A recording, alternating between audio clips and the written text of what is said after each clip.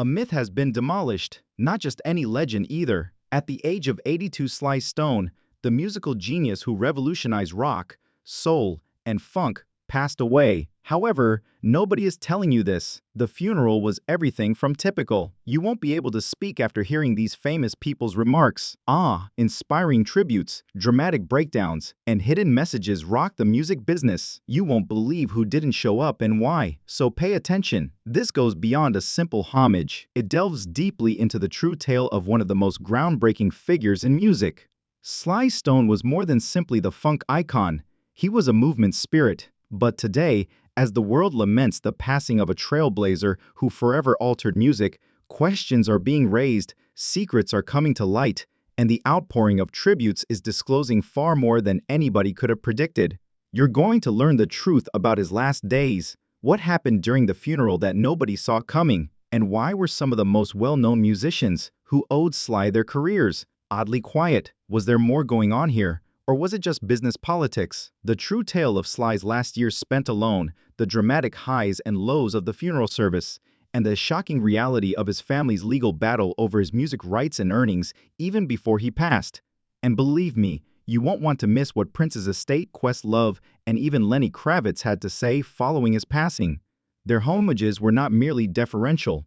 Through the television, you could sense their regrets, personal guilt, and cryptic signals. Prepare yourself, for we are about to embark on one of the most poignant, startling, and illuminating tales in the history of music. This is the reality of Sly Stone's passing and the legacy they attempted to bury alongside him. Sly Stone was invincible for decades, riding high on platinum records, international renown, and a legacy that changed the course of music. However, that limelight turned to silence in his last years.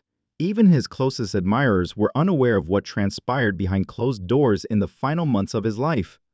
Born Sylvester Stewart, Sly's brilliance was on full display in the 1960s and 1970s, when he wrote hits like Family Affair and Everyday People. However, years of court disputes, addiction, and loneliness followed the fame and wealth. By his 75th birthday, the legendary funk performer, who had played the main act at Woodstock, was living in a van in Los Angeles, destitute, ill, and all but forgotten. Yes, you heard correctly. One of the most sampled and influential performers of all time, Sly Stone lived on royalties that were either improperly handled or blatantly stolen for years, leaving him penniless. Even his $5 million scored victory against a former manager in 2015 didn't provide the anticipated solace. In all honesty, he never saw the majority of that money. Whatever justice that decision was meant to provide was emptied by legal complications, appeals, and dubious contracts. Insiders claim that Sly grew more withdrawn in his final months. He was weak and fragile as a result of health problems, such as persistent respiratory problems and suspected Parkinson's signs. He didn't let many people into his residence. An old buddy said Sly was physically and spiritually exhausted. He knew it was almost over. This is when it becomes unnerving, though. According to several sources, he was attempting to draft a will, which might transfer millions of dollars in music royalties, just weeks before he died. According to family sources, arguments arose around Novena Carmamel, his daughter, and how much authority she should have over the estate. Several people at his burial reportedly refused to talk to one another, suggesting that there were unresolved issues simmering just beneath the surface, even though no one openly recognized the rivalry. Sly also had one last wish, even though his health was deteriorating. He desired a silent farewell. He particularly requested that there not be a large public memorial until everything had subsided, according to people close to him. But everything he asked for was contradicted by what transpired during the burial. At that point, the narrative takes an odd and poignant turn. Fans all throughout the world were in mourning after learning that Sly Stone has died at the age of 82. However, those who are fortunate or brave enough can go to his private funeral in Los Angeles. And what they saw was very unexpected, not merely a celebration of life, but also a collision of silent indignation, praise and anguish. The service was strictly invite-only and took place in a private chapel in Englewood. No live stream, no media access. Only a few dozen visitors, relatives, old partners, and a few chosen artists whose music had an impact on their lives. Despite the limited number of people present, the tension in the room was so intense that it was difficult to ignore. The bouquet of flowers was a colorful riot of hues, a reference to Sly's colorful theatrical presence. Music filled the air as his famous white fur cloak was draped over his closed coffin. A band of carefully chosen musicians, including some of the Family Stone's surviving members, performs live versions of If You Want Me to Stay and Thank You Fatini, Be Myself in a quiet manner. This is where the tone changed, though. The crowd was taken aback when funk and soul icon George Clinton made an unexpected appearance halfway through the ceremony. Clinton, decked up in full regalia, took the podium, took off his spectacles, and gave an honest, unscripted eulogy that featured a number of barbs at the industry that abandoned Sly during his lowest moments. Clinton pointed to the rear of the chapel and remarked, "He gave y'all sound, he gave y'all soul, but when he needed y'all, where were you?" The warning struck home, don't act brand new at the funeral. While some looked away, others clapped. It was obvious that not all of the people in that room had the best of intentions. Witnesses reported that during Clinton's address, one member of Sly's family left. Others only gazed, seemingly hesitant to face their own culpability. Then, with tears in his eyes, Lenny Kravitz, who has long credited Sly as one of his biggest inspirations, ascended the stage. He sat down at the keyboard and played a streamlined version of Family Affair in place of a speech. Just emotion and unadulterated vocals without a band or backing singers. "Thank you, Sly," he whispered as he sang the last note. Even Questlove, who wasn't present in person, left his mark. "We're all still learning from you." He made a startling revelation during his pre-recorded tribute, which was shown on a projector. Only 2 years before to his passing, Sly had covertly recorded unreleased material. Questlove made hints that he might disclose it at the appropriate moment, and that he has access to some of it. The most tragic event, though, was perhaps when Novia Carmel, Sly's daughter, tried to read a letter Dad had written prior to his death. She was too overcome with emotion to finish. Sly's last words were read out loud by a longtime acquaintance. The message is one of forgiveness, rather than music or legacy. "I apologize to everyone I hurt, and to everyone I loved. Instead of destroying, the music was always intended to heal. Dance instead of letting them quarrel over my name." Fans quickly noticed some significant omissions despite the historic honors and unadulterated emotion. Performers who have frequently mentioned Sly Stone as a major inspiration, such as Bruno Mars, did not attend or provide a comment. Larry Graham, Sly's former bandmate with whom he had a long-standing and highly visible falling out, did not either. There were questions raised by that quiet. Was there something else preventing them from coming together, or was it unresolved beef? There were also rumors that certain business leaders purposefully skipped the service because of an ongoing legal dispute over Sly's catalog, which we'll discuss soon. However, the tense atmosphere in the meeting suggested more serious rifts, not only inside Sly's immediate social circle, but also within the very industry he helped to establish. How does someone who was formerly surrounded by icons like Aretha Franklin, James Brown, and Jimi Hendrix feel? Simply vanish? In actuality, Sly Stone remained relevant. An industry that supported his ascent but turned its back on him when he fell forced him into exile. What transpired over those lost decades is devastating, upsetting, and most importantly, illuminating. Following her run at the top of the charts in the late 1960s and early 1970s, Sly's life started to deteriorate gradually. By the late 1970s, headlines were dominated by stories about extensive drug usage, missing performances, and unpredictable behavior. Even his fellow band members were baffled by the man who had once brought together audiences of all racial, age, and socioeconomic backgrounds. During a 1975 tour, one source disclosed that Sly would frequently spend days by himself in hotel rooms surrounded by instruments, notebooks, and cassette players, refusing to perform until he was given total solitude. They said he wasn't being tough. Even though everything around him was growing darker, he was fighting demons and attempting to maintain the music's purity. Sly's income dried up as promoters withdrew out of deals and record labels became frustrated. He was all but untraceable by the early 1980s. There were rumors. According to some, he relocated to Northern California in order to live off the grid. He was institutionalized. According to others,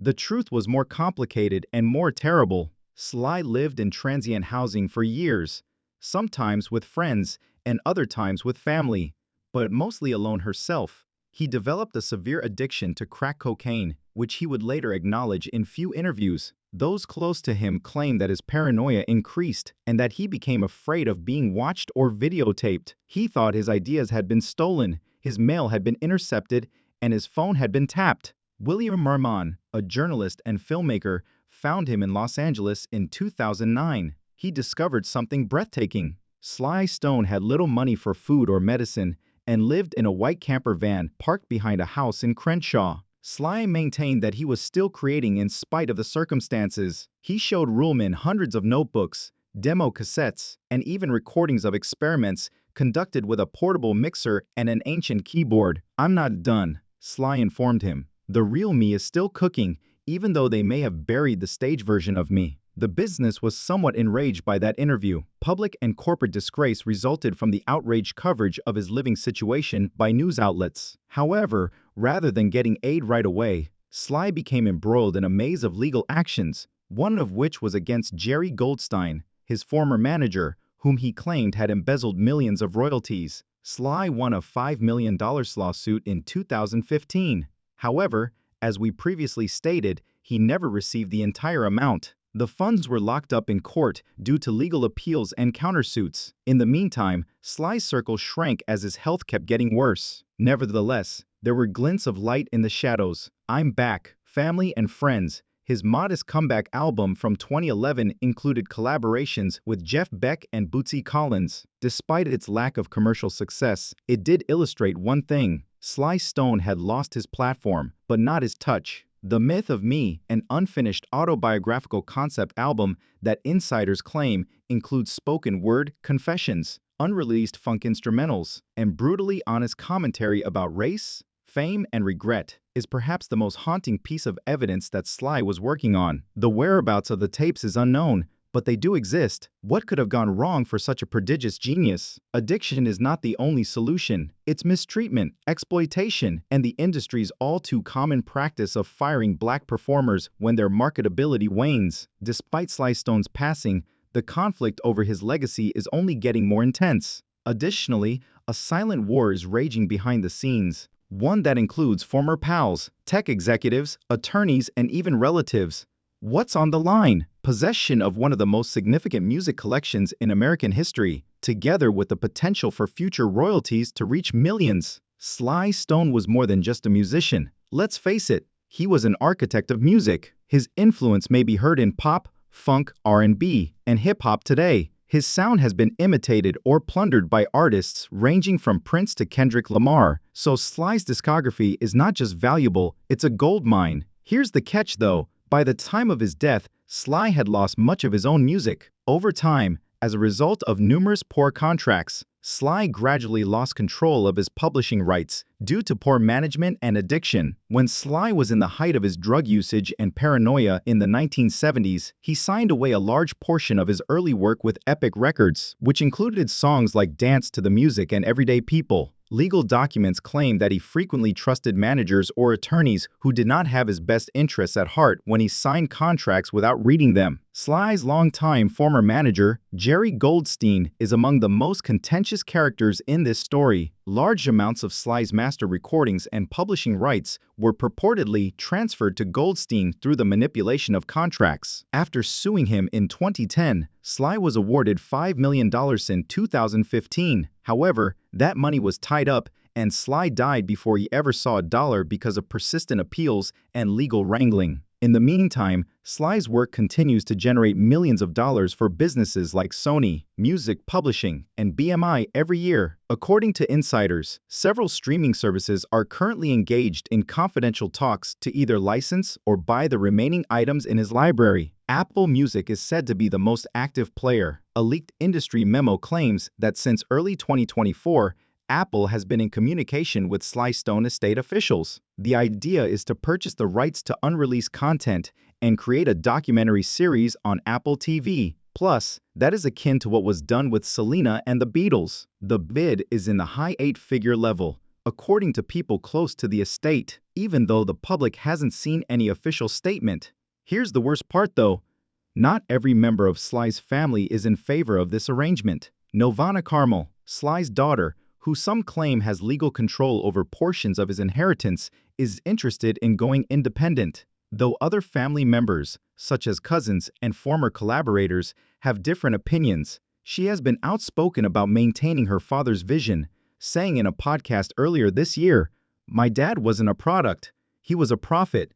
His music was spiritual, and I'm not selling that legacy to the highest bidder." Some contend that in order to guarantee the family's financial stability and the widespread respect for Sly's name, the catalog ought to be sold while interest is high. Additionally, there is a whole vault of unreleased Sly Stone music that has never been heard. According to an unnamed source close to the family, there are people fighting for control right now, and they weren't even there when Sly was living in that van. Where were they then? As early as the 1980s, some of it was documented. Other songs are said to have been produced by well-known producers like Andre 3000, Erykah Badu, and Dr. Dre. Yes, Andre, Outcasts. It's still unknown if these cassettes are real or just in legal limbo, but if they are, their value might soar. This is where the situation becomes even more hazy. According to reports, the master tapes are dispersed throughout several storage facilities, some of which have long been unpaid. Due to unpaid fees, one such site in Oakland recently filed a notice of intent to auction its contents, which alarmed both collectors and industry insiders. We might never hear the full scope of Sly's creative talent if those tapes are lost or sold privately. Who now owns Sly Stone then? It's tricky legally. His family, his followers, and the music industry must all consider that subject from a moral standpoint. Even though he is no longer with us, his soul and sound will always be heard. Sly Stone changed music, not simply influenced it. How do you honor a man who redefined what it means to be a legend? Is the question that remains as tributes flood in and questions persist. Music great Sly Stone passed away at the age of 82 shortly after the news broke. Grief erupted on social media, commemoration, and celebration. Sly Stone's number became popular all around the world in a matter of hours. Hip-hop, funk, soul, rock, and other genres all have tributes that were more compelling than headlines. The blueprint was Sly Stone. Without Sly, there's no Prince, no D'Angelo, no Outkast, and no Roots. Questlove wrote in a heartfelt post. He told us that music should evoke a sense of revolution. He was referred to by Lenny Kravitz as the voice of a generation that will not remain silent and the pulse of funk. Additionally, Beyoncé's crew let the heritage speak for itself by posting a black and white image of Sly at Woodstock without a message, a subtle yet impactful homage. However, celebs weren't the only ones who paid tribute. Fans and regular individuals from all around the world poured recollections over the internet. From young music students learning about Thank You Fallon Vice, Elle Fain for the first time in a college music history class to DJs, who performed Family Affair at their parents' wedding. Every boundary was crossed by his music. Religion, politics, race, and class still do. His grooves are still being sampled by young TikTok creators who are unaware of their roots. Why was Sly Stone so special? You must comprehend Sly's fusion in order to appreciate his power. He was more than funk. He was more than his soul. He was Afro meets electric guitars, psychedelic meets church, civil rights meets Woodstock. He was rhythm wrapped raw emotion. He preached without preaching through his songs.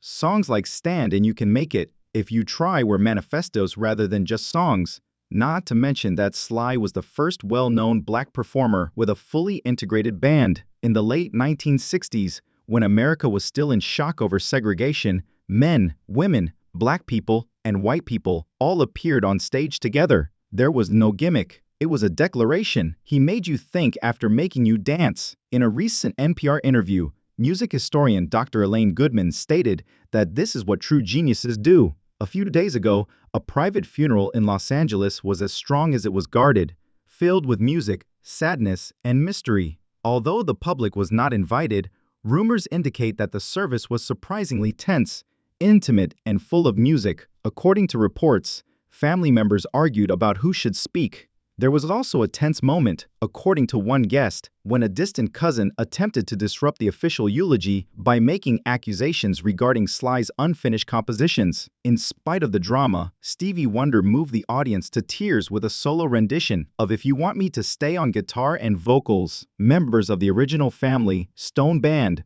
Bootsy Collins, and George Clinton were among the others there. All attendees received vinyl copies of There's a Riot Going On at the conclusion, along with a letter that said, "The revolution never ended." A major biopic is reportedly in the early stages of development, with Leith Stanfield or Donald Glover being considered to play Sly. The script is reportedly based on never-before-seen interviews recorded in the early 2000s. It's simply changed tempo. Now that Sly Stone is gone, a crucial question remains. Who will protect his message? Who will preserve his truth? Fans are calling for a national day of recognition for musical innovation, a rededication to the Rock and Roll Hall of Fame, and, most importantly, the release of Sly's unreleased work with proceeds going to youth music programs, something he quietly supported in his final years, as well as tapes that, according to insiders, contain some of the most unvarnished insights Sly ever shared about race, spirituality, and fame. Sly Stone famously stated in an interview,